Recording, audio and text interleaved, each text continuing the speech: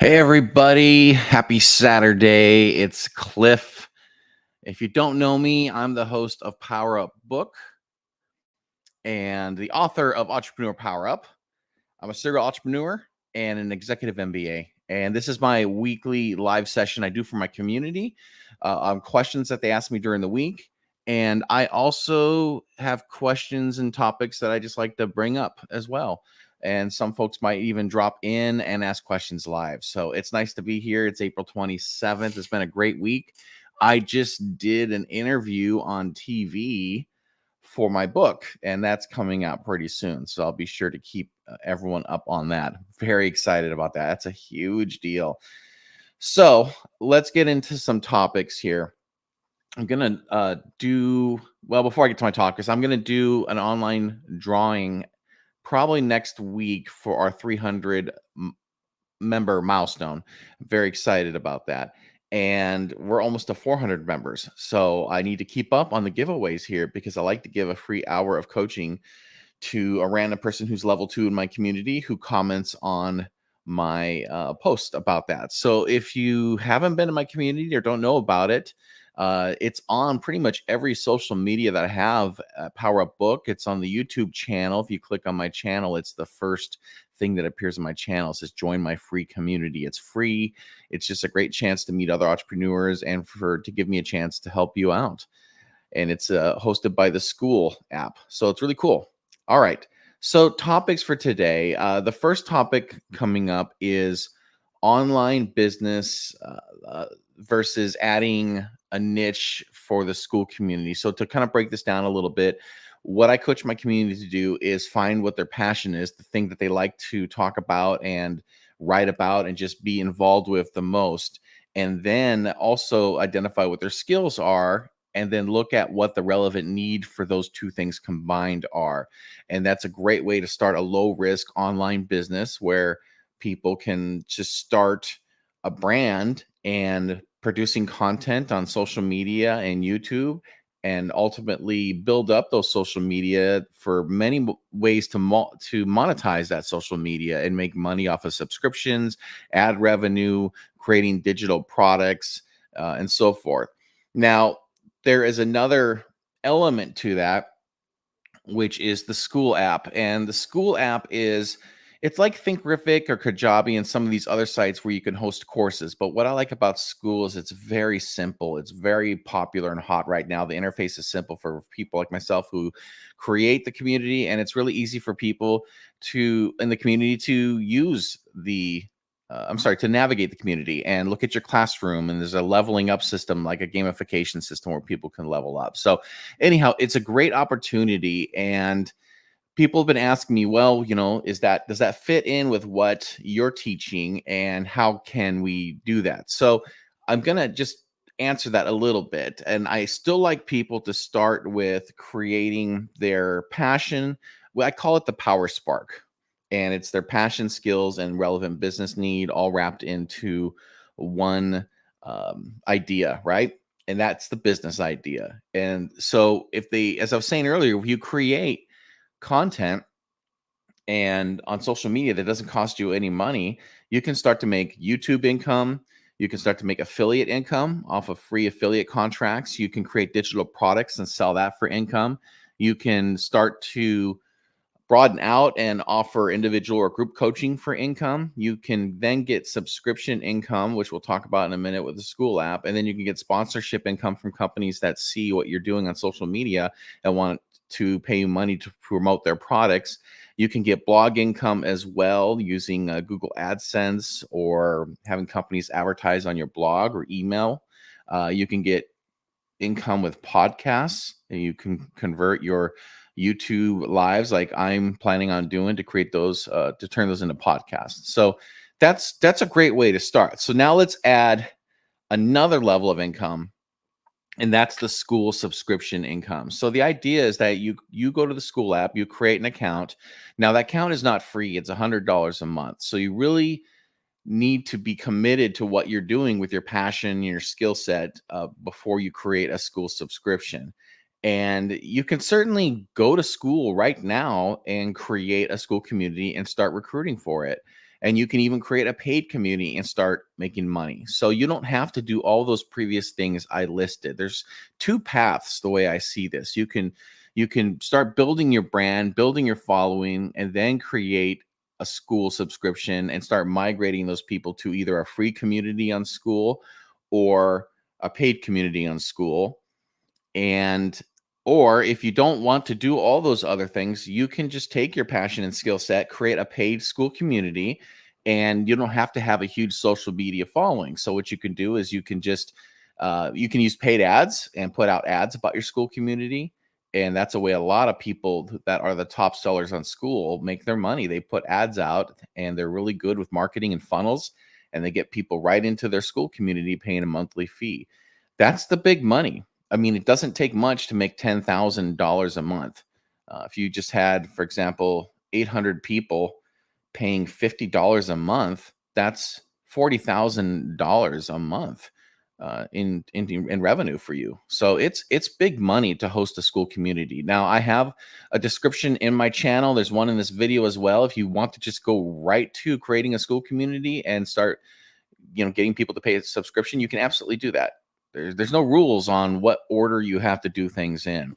If you don't want to pay ads, you don't have the budget for ads, then yes, you can go ahead and start to cultivate your following on YouTube. And that's kind of the route I'm taking, is cultivating my following on social media, particularly YouTube. That's getting most of my focus right now.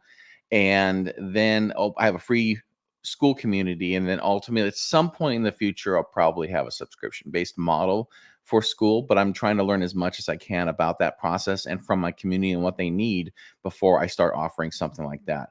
So those are the two routes in order to uh, use a school community to make big money. Okay. Big money quickly, particularly if you use ads. Now, I'm not huge on using ads. The whole point of my program is for people to create online businesses at low risk, and meaning low risk, meaning they're not dumping thousands of dollars or into ads and not seeing that return on investment. And we've seen that happen a few times. No, I like people to start their own brand, start learning as much as they can about the business and about building the brand, about social media, about what their market wants, and then start to create the product, which is the product being their services, a software as a service, whatever it is that they want to create. You do that work first to learn from your community, and then you start creating that product. That, I believe, that's just the best way to go about it. Too many people create a product or a course, digital products. They create software. They spend months programming a software as a service, and then they try to go out and get people to use it. And it's really hard because they have no idea exactly what it is that the people wanted in the first place. They just assume that's what they thought they would want or what they wanted themselves when they set out to develop their own product. I really recommend you build community, you talk to people, you learn from people as much as you can before you start creating a digital product, a software product, any type of informational coaching, anything, mentoring, that thing like that. You need to learn as much as possible. Before I started my community on School, before I published my book, I had been coaching people on Fiverr for years and learning about what it is that they want and what they respond really well to. And so that's given me a really good start with this. All right. So the next topic someone was asking me was college to career. And what I'm seeing a lot is I've got a lot of younger people in my community that are in college or maybe just getting out of college, and they're getting into the workforce in their early 20s. And I want to say right now this is a very hard transition.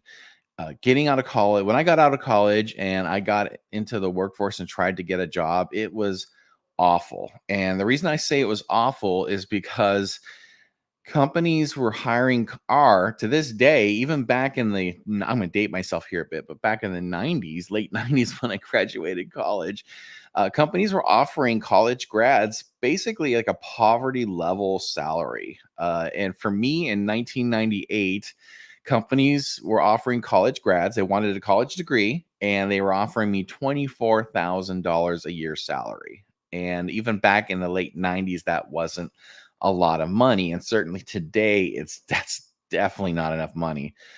And so I felt very frustrated and discouraged. And even when I took my first job, I felt like, okay, is this it? Now I have to work my way up. So some people in my community are, and particularly one person was asking, hey, is this it? Is this, do I have to go to work somewhere and just work my way up into the community, into my, not community, but to in my career, my job to get higher salary? And yes, that certainly is a path.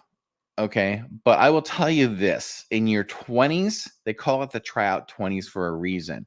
You're probably not going to be with a company very long. And I would say 6 months to a year. I'd say a year minimum. Um, if you're miserable in that job after college, don't wait a year. Just get out and get into something else. Okay. I had a situation like that after I graduated college. I was in a job for 3 months. It was so awful. I lasted 3 months, and I was gonna stick it out longer, but I was coached by my father, who actually said, "You don't have to do this. College grads stay in jobs way too long that they hate, whereas, people without college education actually will leave jobs a lot sooner, statistically." And I think that's very interesting. So you get out of college, you get into some type of career to get experience, but don't think you're going to be married to that company forever. In fact, what I've learned over my career is that I always thought, oh, I'm going to be with the same company and I'm going to work there 30, 40 years and retire and it's going to be awesome. And it definitely did not turn out that way for me for the first few companies I worked for.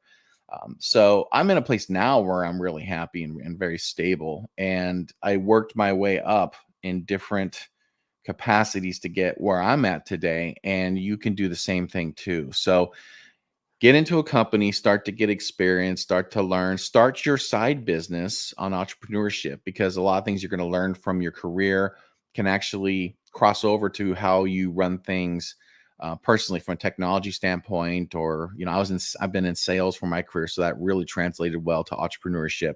But you don't have to stay with that one company. You can go with that company for a while and then look for another opportunity, and another company will hire you based on maybe a year of experience, and they'll offer you above what you're making at that time, right? So then you bump up in your salary, you get into a better position, you start to specialize your skills more, and then you go to another company that's looking for something similar to what you're doing, and then they pay you even more.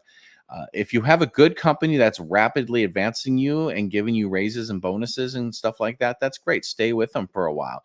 But if you're not getting that, then absolutely look for another job in your career for a better company. And companies need people with good experience and can solve their problems.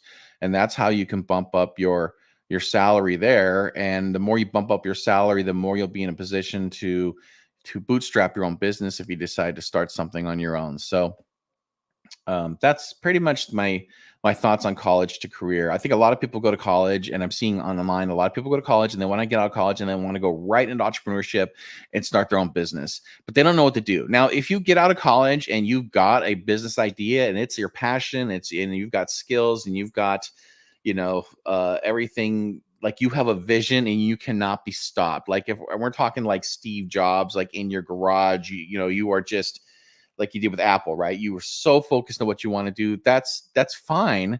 You still need to have a job to pay bills, in my opinion, right? I think unless you have someone sponsoring you, maybe if you live with your parents and they're willing to pay for all your bills and feed you and stuff while you try to start a company, that's fine.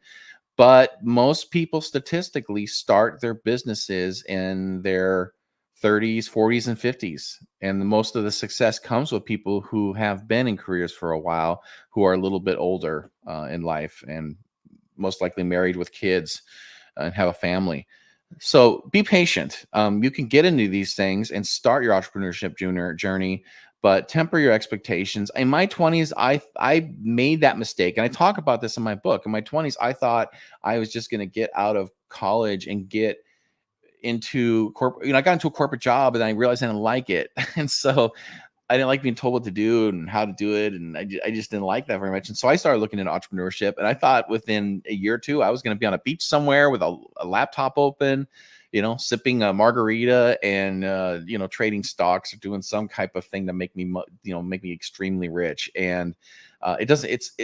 That's not very common. It doesn't work that way for most people. So don't believe in those myths that you're seeing.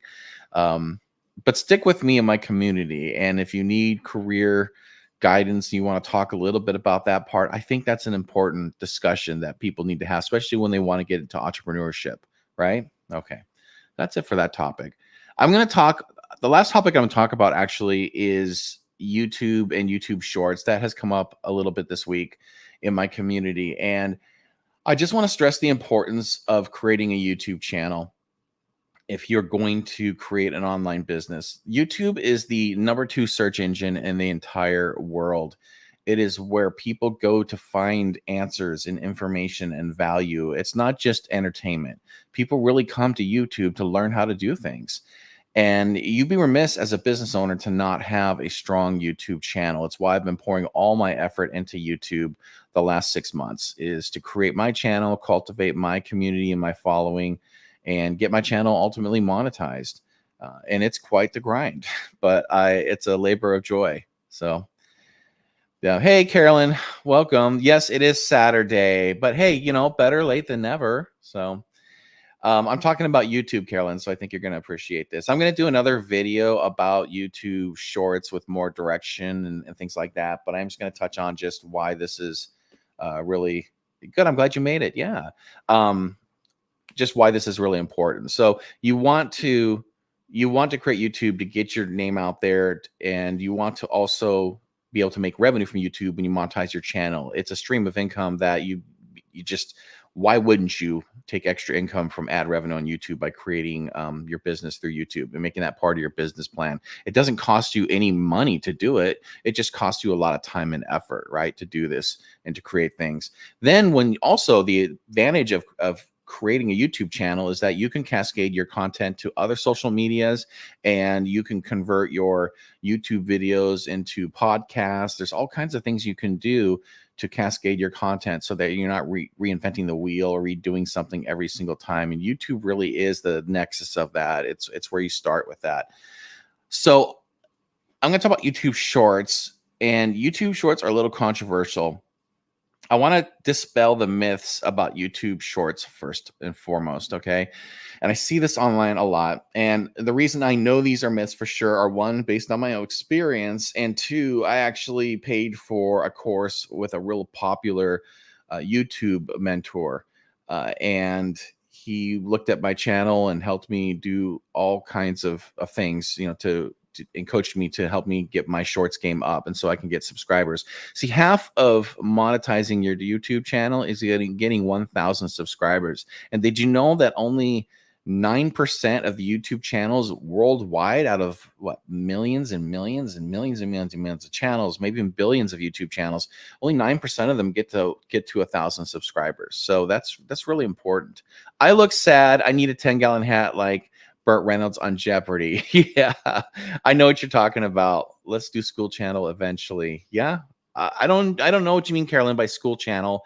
I'm sorry, I look sad. If I've had a long week, so maybe I'm just not as springy today as I normally am. So it's been, yeah. And yesterday I was filming an interview for my book, and so that was a lot of driving and a lot of emotional energy on my behalf. So today I'm recovering, and I woke up and was playing Helldivers on my PlayStation 5, and I had to break away from my happy zone of saving Super Earth to be here, but I'm happy to be here. So anyhow, I want to get back to the YouTube Shorts. Okay, so the myths are that, one, YouTube Shorts mess up your algorithm, and the long form you do, people don't like. That's a myth. That's absolutely not true at all. Okay.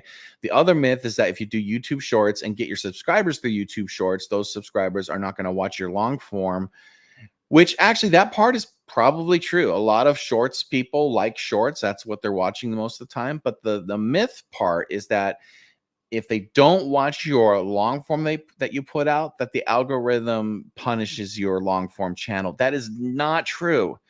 In fact, a lot of your shorts, not a lot, but a few of your short subscribers will watch your long form.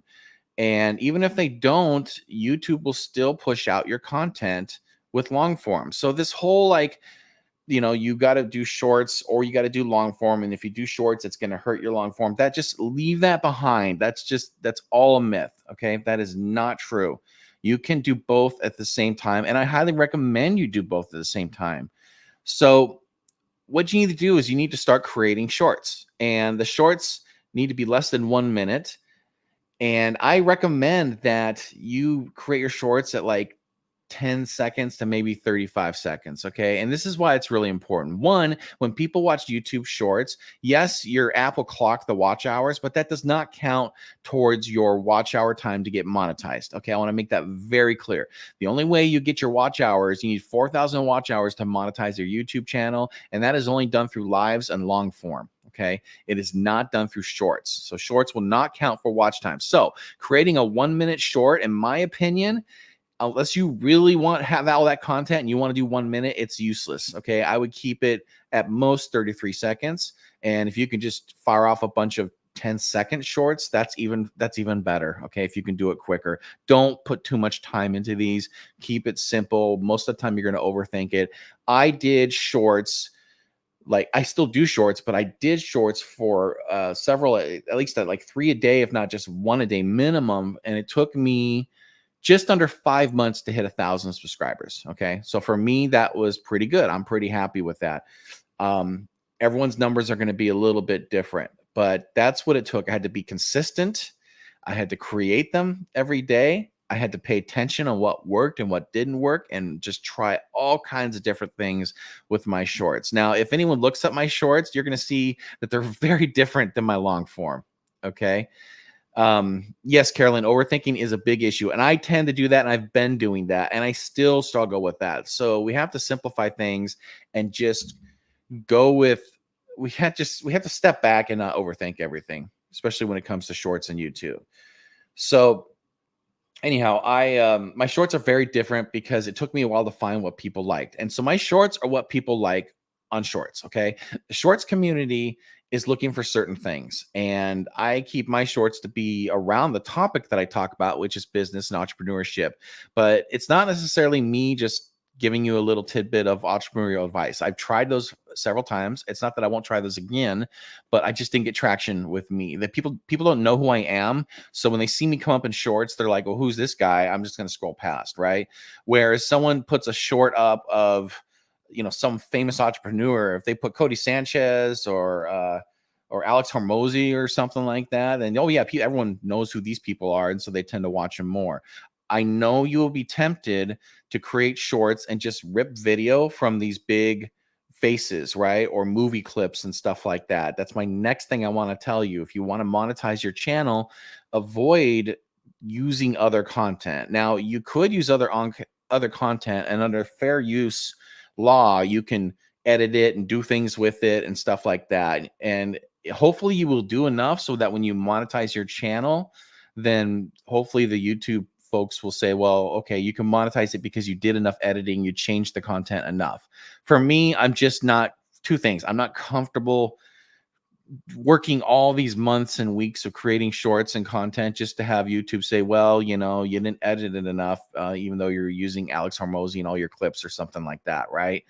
I don't want that chance. So I create all my own content, and it's my own creation. I'm not using footage from anyone else per se. I do use a lot of stock footage in my shorts, but assembling stock footage is not the same thing as copying footage from a famous sports clip or a video game clip or whatever it is that everyone wants to see on shorts, right?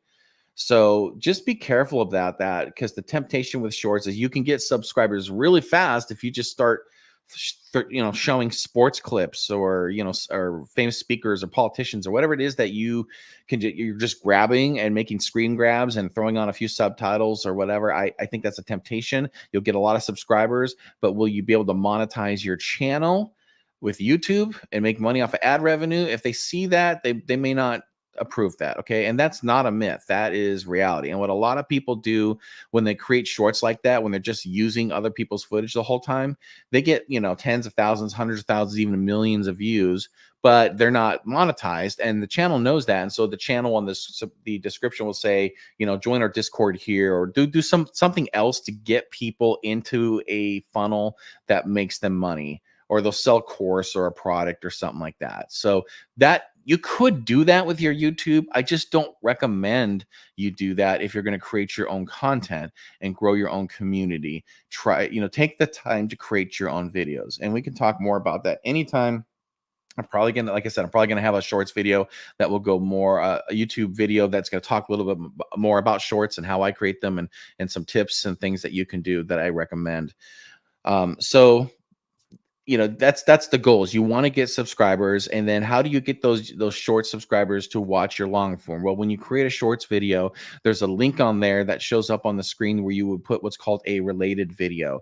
And I always make my related video one of my long forms that is doing well at the time. And so that way, a small percentage of the people that are watching your short, they will click on your related video and they'll watch part of your long form. And if they like it, they'll watch more of it. And if they might subscribe or whatnot. So that's a way to get people into your long form through shorts. So that's pretty much all my topics that I have today. Carolyn, I see you in the chat there. Do you have any questions before I end this live? Yes, you're going to introduce me to your channel. I've seen your channel. Yes, and I know what you're up to. I'm on to you. Well, anyhow, thank you everybody for watching. Thanks, Carolyn, for dropping in. Big shout out to you. And be sure to join my community if you are not part of it. It's fun. I want to help everyone out. We like to have a lot of laughs and share gifts and just make things really cool. And it would just be great to have you there. So, no, but for one real question, you have a real question for me? I'm not sure what you mean by that, but just let me know. I'll hang on here for a second here as I wrap things up. Let me know in my community what you want me to talk about. I really want to make sure that I'm covering topics that are important to everybody. I like picking my own as well, but okay. So Carolyn, you're saying if I do the channel, what about merchandise? Yes, absolutely. When you level up your channel with YouTube and you get approved for monetization, you can actually create a YouTube store and sell your own merchandise. And that merchandise I highly recommend is a made to order or drop ship item, so that you spend your time making YouTube videos and not wrapping up things and shipping it to people, right? You want to scale. You want that passive income, right? So yeah, you can create the videos and the content, get people excited, but the merchandise you can sell in your YouTube store, absolutely make sure that is something that is made to order or drop ship, or something that people can get to very quickly. That definitely needs to be one of your streams of income. And you'll see that on the more popular channels. They have their own stores. Unhinged entrepreneur cups. Yes, see, you are the unhinged entrepreneur. And I think you could do something cool like that. Yes. Yeah, you're onto something there. But yeah, make sure you are not buying things and keeping them in your garage and packing them, because that gets really overwhelming unless you're going to hire someone to pack things and go to the post office and stand in line for a half hour to ship things out. I just don't recommend anyone gets into any type of business that way. Make sure it's all just let someone else handle the shipping, let someone else handle the packing, and that way you still delight your customers and they'll get a custom item that can be made to order. So, all right. We must make a channel and it boosts your rep. Are you saying you want to make a channel? We must make a channel. Oh, I'm flattered. You never know what kind of collaborations we'll all come up with. So anyhow, I will see you back in the Skool community. Thanks, Carolyn. Thanks everybody for watching. Have a great week and keep powering up.